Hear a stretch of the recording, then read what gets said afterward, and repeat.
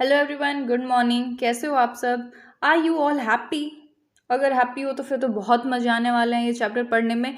हमने इसका first video upload कर रखा है, मतलब फर्स्ट पार्ट अपलोड कर रखा है, 5 year plan in India economics के चैप्टर 2 का फर्स्ट पार्ट हमने अपलोड कर रखा है। उसके बाद हम यहाँ पढ़ने वाले हैं एग्रीकल्चर के बारे में, इंडस्ट्री एंड ट्रेड के बारे में, और ट्रेड रिफॉर्म्स जो थे वो।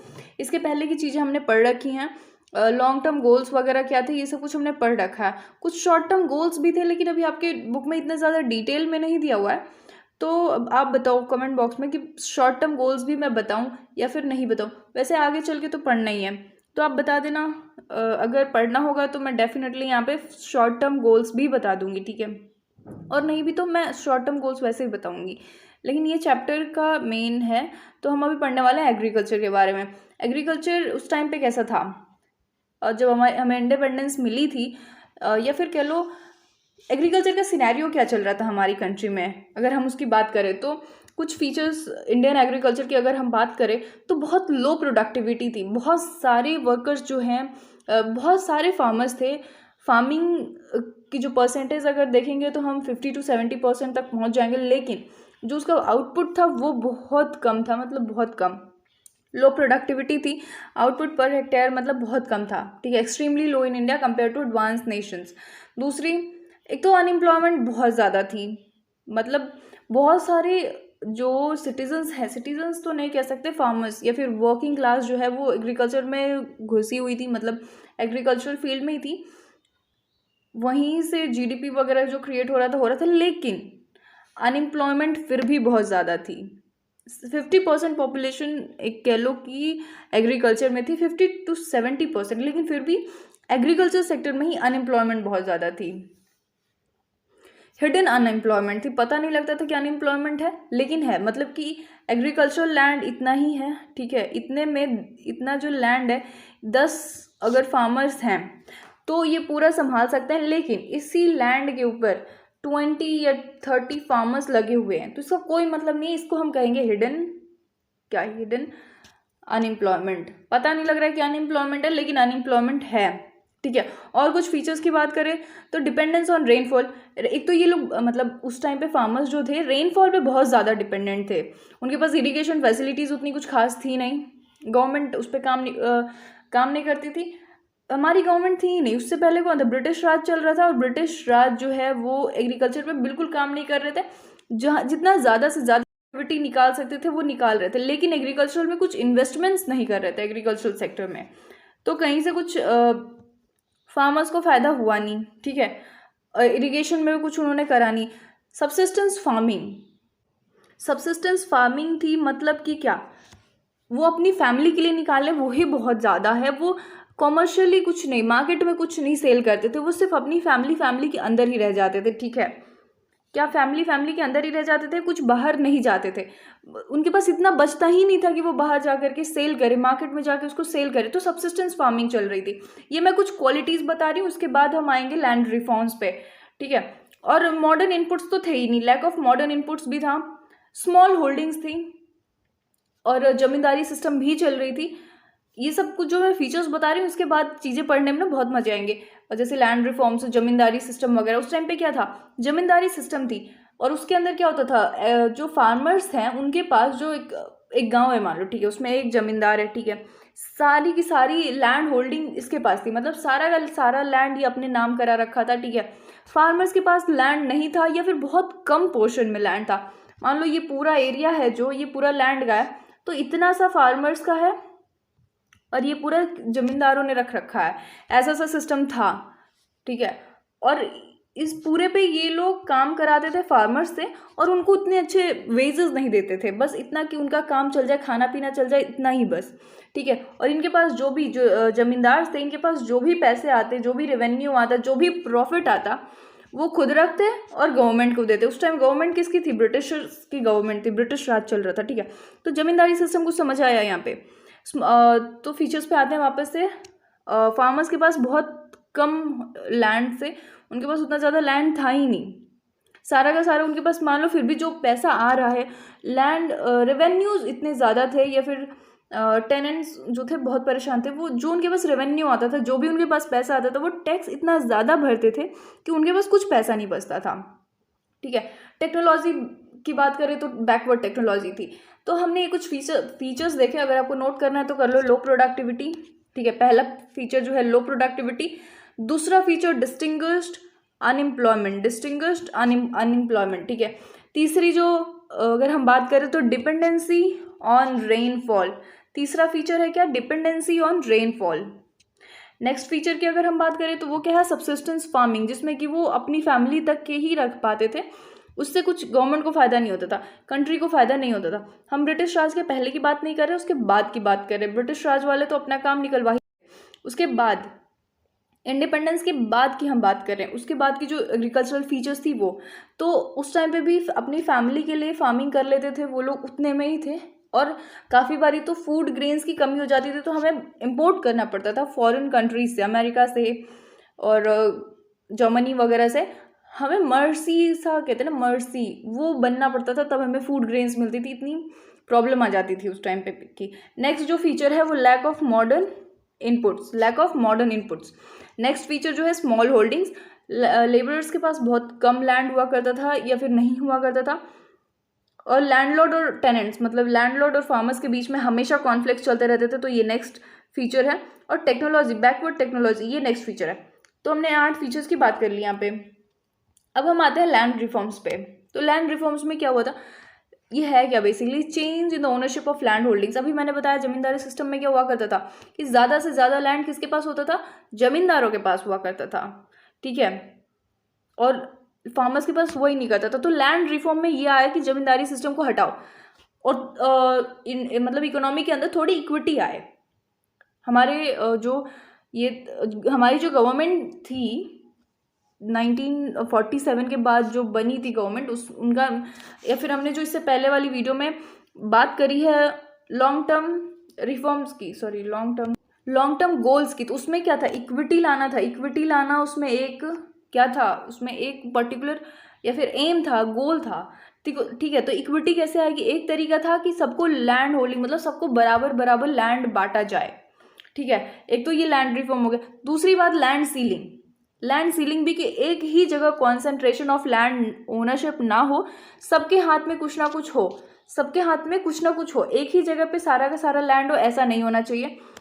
तो लैंड सीलिंग का नाम क्यों यहाँ पे दिया गया, एक सीलिंग लगा दी गई थी कि इस अमाउंट से ज़्यादा लैंड किसी के पास नहीं होनी चाहिए, ठीक है।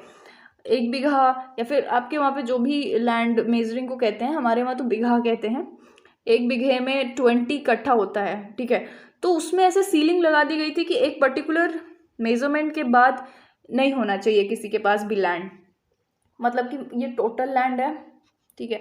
तो होता है ना, किसी के पास ज़्यादा लैंड है, एक मिनट मैं स्टार्टिंग से बताती हूँ। देखो, किसी के पास हो सकता है ये ज़्यादा लैंड है, तो सबके पास ना या तो इक्वल लैंड हो। गवर्नमेंट जो हमारी आई थी उनका था इक्विटी लेके आना हमारी कंट्री के अंदर सिटीजन्स के बीच में, तो या तो सबको बराबर बराबर का लैंड दे दो, या फिर किसी के पास ज़्यादा है तो इस अमाउंट से ज़्यादा नहीं होना चाहिए। तो इस अमाउंट से ज़्यादा नहीं होना चाहिए, मतलब कि क्या लग रहा है यहाँ पे, सीलिंग लग रहा है। अगर आपके पास 2 बीघा है तो इट्स ओके, लेकिन इससे ज़्यादा नहीं होना चाहिए, किसी के पास भी 2 बीघा से ज़्यादा नहीं होना चाहिए, ठीक है। तो ये लैंड सीलिंग हो गया। जो ओनरशिप ऑफ लैंड है वो कॉन्सेंट्रेटेड नहीं होना चाहिए किसी फ्यू हैंड्स में, या फिर किसी पर्टिकुलर इंडिविजुअल के हाथ में नहीं होना चाहिए, ठीक है। Ownership confirm to tenants, have them the incentive to increase output. इससे लैंड सीलिंग की वजह से क्या होगा कि थोड़ा आउटपुट जो है वो इंक्रीज होगा, आउटपुट को इंक्रीज होना ज़रूरी है। कॉमर्शलाइजेशन करना फूड ग्रेन्स का बहुत ज़रूरी है। हम अभी तक क्या हमने जो बात करी, फीचर्स क्या थे, सब्सिस्टेंस फार्मिंग अपने तक ही रह जाता था। तो एक पहली बात तो कि मार्केट में आए पहले, फार्मर्स इतना इंक्रीज कर सके आउटपुट कि कम से कम वो अपनी फैमिली को खिलाने के बाद मार्केट में सेल आउट कर सके अपने प्रोडक्ट्स को, जो भी फार्मिंग प्रोडक्ट्स हैं उसको। और दूसरी बात कि इतना हमें प्रोडक्शन करना था कि हम एक्सपोर्ट भी कर सके, हमें इंपोर्ट की ज़रूरत ना पड़े। हम शॉर्टेज वाले टाइम पे अगर कोई क्राइसिस आता है, कोई कुछ भी प्रॉब्लम आती है, तो उस टाइम पे भी हम इतना स्टोर करके रख सके कि हम अपनी कंट्री को खिला पिला सकते हैं, हमें किसी से मांगना ना पड़े, ठीक है। और सबसे ज़्यादा जो लैंड रिफॉर्म है ये सक्सेसफुल कहाँ पे हुआ था, केरला में और बंगाल में, क्योंकि वहाँ की जो गवर्नमेंट थी सीरियसली उसने काम करा था। बाकी की जगहों पे इतना ज़्यादा सीरियस लिया नहीं गया था इस चीज़ को, ठीक है।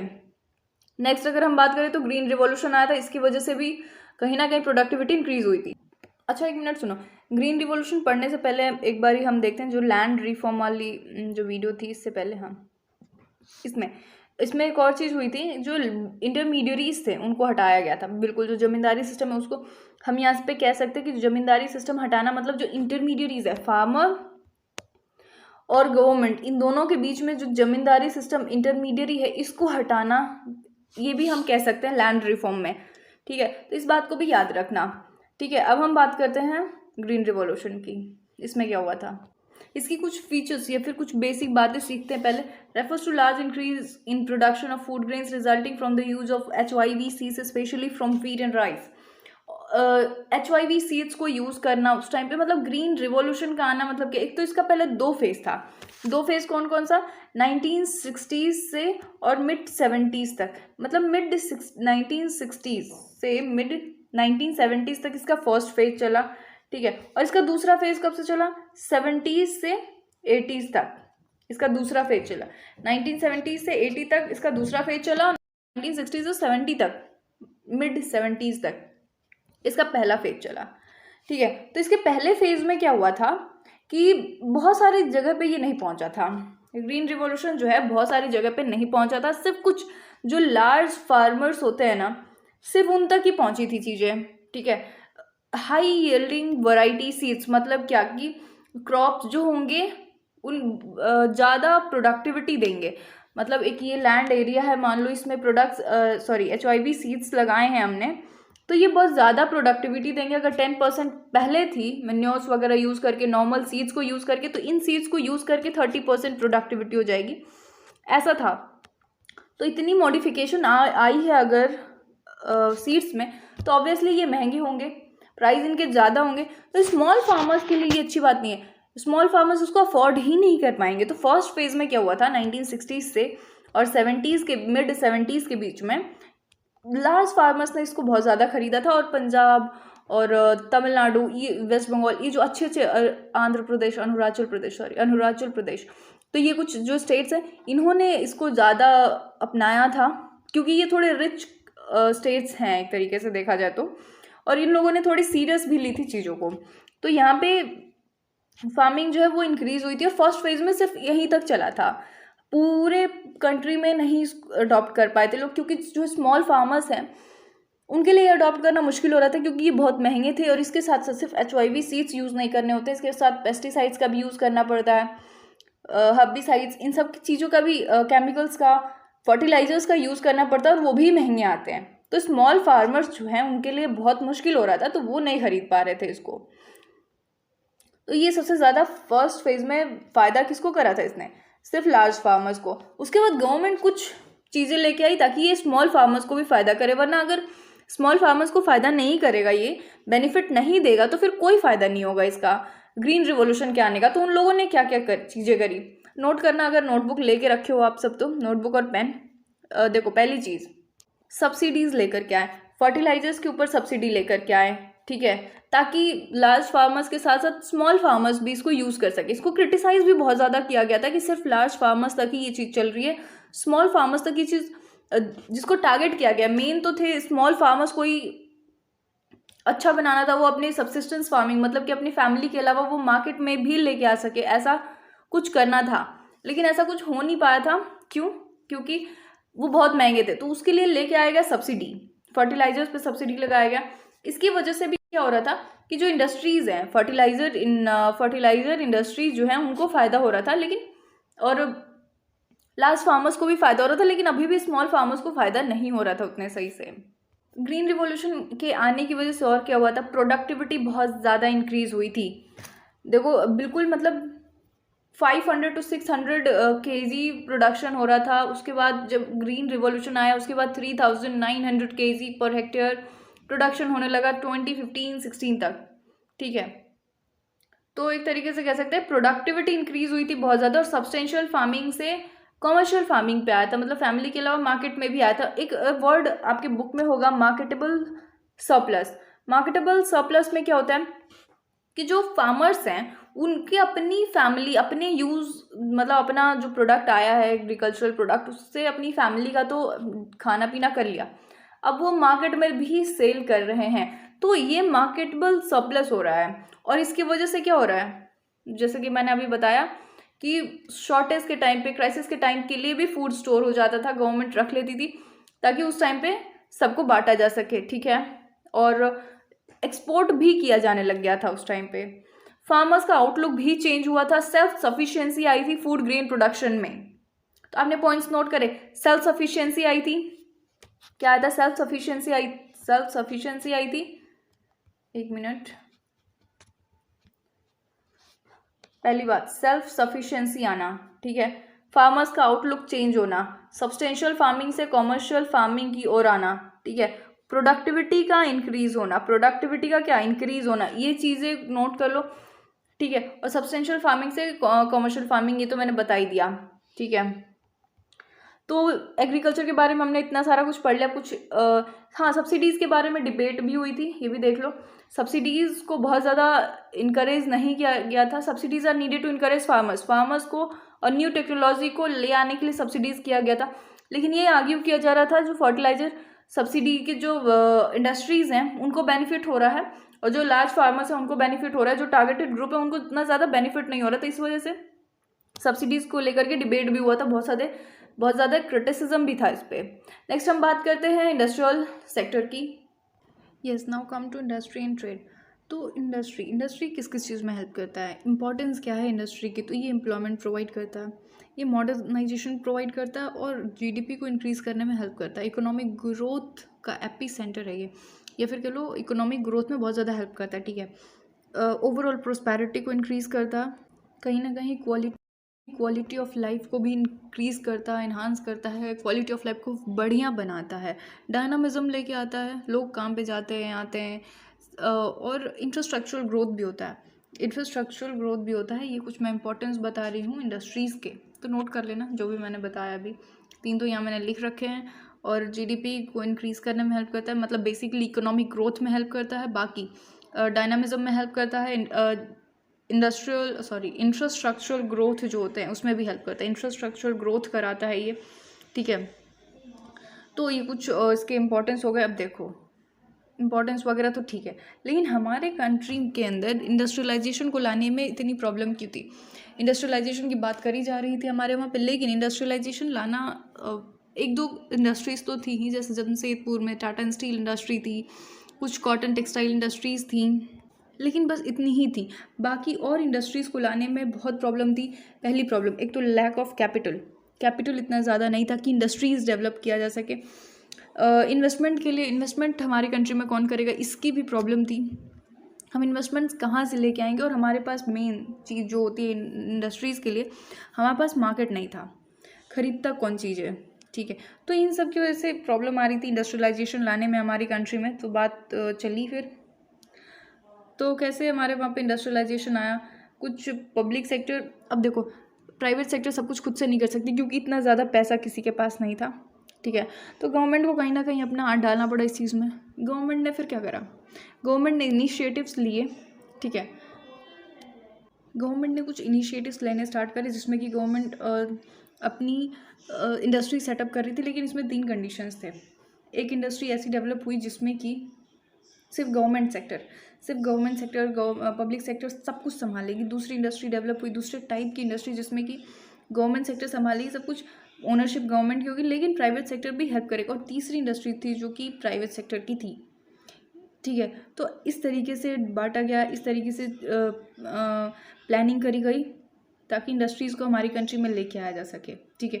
और जब इंडस्ट्रीज़ आ गए उसके बाद से क्या करा गया कि कोई बाहर से इतना ज़्यादा कुछ नहीं रखा गया, जितना ज़्यादा इंटरनलाइज कर सके उतना ज़्यादा इंटरनलाइज किया गया, मतलब कि इंपोर्ट एक्सपोर्ट ज़्यादा नहीं कराया जा रहा था, इस पर रोका गया हमारी, ताकि क्यों इंपोर्ट और एक्सपोर्ट ज़्यादा नहीं किया जा रहा था, ताकि जो हमारी इंडस्ट्रीज़ हैं अभी इन्फेंट है बिल्कुल, तो उनको ग्रो किया जा सके। अगर बाहर से हम इंपोर्ट करने लग गए, बाहर से हम बहुत ज़्यादा इंपोर्ट करने लगे रॉ मटेरियल है, फिनिश्ड गुड्स को, तो ये जो हमारी इंडस्ट्रीज़ हैं फिर वो कुछ कहीं काम करने लग गए, बाहर से बहुत ज़्यादा इंपोर्ट करने लगे रॉ मटेरियल है, फिनिश्ड गुड्स को, तो ये जो हमारी इंडस्ट्रीज़ हैं फिर वो कुछ कहीं काम की नहीं रह जाएंगी, ठीक है।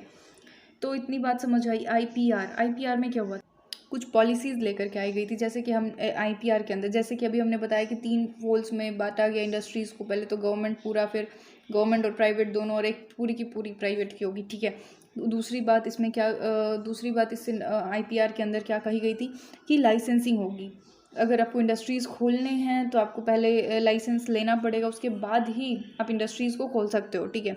तीसरी बात कि बैकवर्ड एरियाज़ में आपको इंडस्ट्रीज़ खोलनी है, ठीक है। तो ये कुछ चीज़ें थी जो कि आईपीआर के अंदर आ रही थी, ठीक है। और स्मॉल स्केल इंडस्ट्रीज़ की भी यहाँ बात है कि स्मॉल स्केल इंडस्ट्री जो होती है उसमें बहुत ज़्यादा से ज़्यादा इसमें फार्मर्स होते हैं, उसमें ज़्यादा फार्मर्स होते हैं, क्योंकि इसमें टेक्नोलॉजीज उतनी ज़्यादा नहीं होती है, तो फार्मर्स को इसमें ज़्यादा यूज़ किया जाता है, ठीक है। तो इस पर भी बात करी गई थी कि स्मॉल स्केल इंडस्ट्रीज़ को स्टैब्लिश करना है, ठीक है। तो ये रही कुछ इंडस्ट्रियल सेक्टर की बात। अब इसके बाद आप चीज़ों को पढ़ोगे, बुक को पढ़ोगे तो ज़्यादा सही से समझ आएगा। और प्लीज़ एनसीईआरटी पढ़ना, एनसीईआरटी जो बुक होती है ना बहुत बेनिफिशियल होती है। एनसीईआरटी के ऊपर मैं बताऊंगी कि एनसीईआरटी कितनी ज़्यादा बेनिफिशियल होती है बाद में, ठीक है। और वीडियो को पूरा देखना, सब कुछ समझ आएगा और मज़ा भी आएगा बहुत, ठीक है। और जो स्मॉल स्केल इंडस्ट्रीज़ होती हैं, एक तो ये लेबर इंटेंसिव होती हैं, लेबर बहुत ज़्यादा होते हैं, लेकिन एक और बात होती है यहाँ पे कि जो स्मॉल स्केल इंडस्ट्रीज़ है, लार्ज स्केल इंडस्ट्रीज़ उनको ना दबा के रख देंगी, ये इतना ज़्यादा ग्रो नहीं कर पाएंगी। तो इसके लिए भी गवर्नमेंट ने कुछ करा था, इनको सब्सिडीज़ देना। सब्सिडीज़ तो इनको नहीं दिया गया है, लो इंटरेस्ट रेट पे इनको लोन प्रोवाइड करना एंड ऑल, ये सब कुछ इनके लिए किया गया था। अगर अब हम बात करें दूसरे की, ट्रेड पॉलिसी की, effect of policies on industrial development, increase GDP. In foreign industrial development की वजह से जो पॉलिसीज़ आई थी इंडस्ट्रियल डेवलपमेंट की, तो उससे क्या हुआ था, जीडीपी हमारी इंक्रीज़ हुई थी। और ट्रेड पॉलिसी में वही सारी चीज़ें हैं। क्या हुआ था ट्रेड पॉलिसी में, इंपोर्ट्स को हमने बहुत कम कर रखा था, बहुत ज़्यादा रेस्ट्रिक्शंस लगा रखे थे उस पर, ताकि जो हमारी अपनी कंट्री की जो इन्फेंट इंडस्ट्रीज़ हैं वो ग्रो कर सके, ठीक है। हमारे अपनी जीडीपी को इंक्रीज़ कर सके, सेल्फ सफिशिएंट बना सके अपनी कंट्री को, ठीक है। तो जितना ज़्यादा इंटरनल किया जा सकता था उतना ज़्यादा अपनी कंट्री को इंटरनलाइज किया गया, तो ग्लोबलाइज नहीं किया गया। दूसरे कंट्रीज़ में जा कर के गुड्स को बेचना भी कमी हो गया था। जब इंपोर्ट्स हम नहीं कर रहे हैं तो बेचना भी हमारा कहीं ना कहीं कमी हो गया था।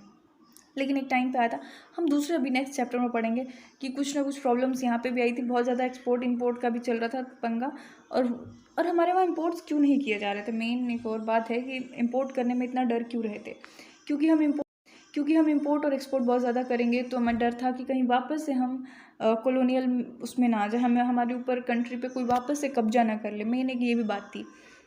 तो इतना रहा इस चैप्टर का मेरे साइड से। बाकी thank you and have a nice day and thank you so much for listening my full video. So thank you. अगर वीडियो अच्छी लगी हो, इन्फॉर्मेटिव लगी हो, चीज़ें समझ में आई हो, बुक पढ़ने के बाद बुक की चीज़ें समझ आई हो, तो वीडियो को लाइक और सब्सक्राइब भी करना। Thank you.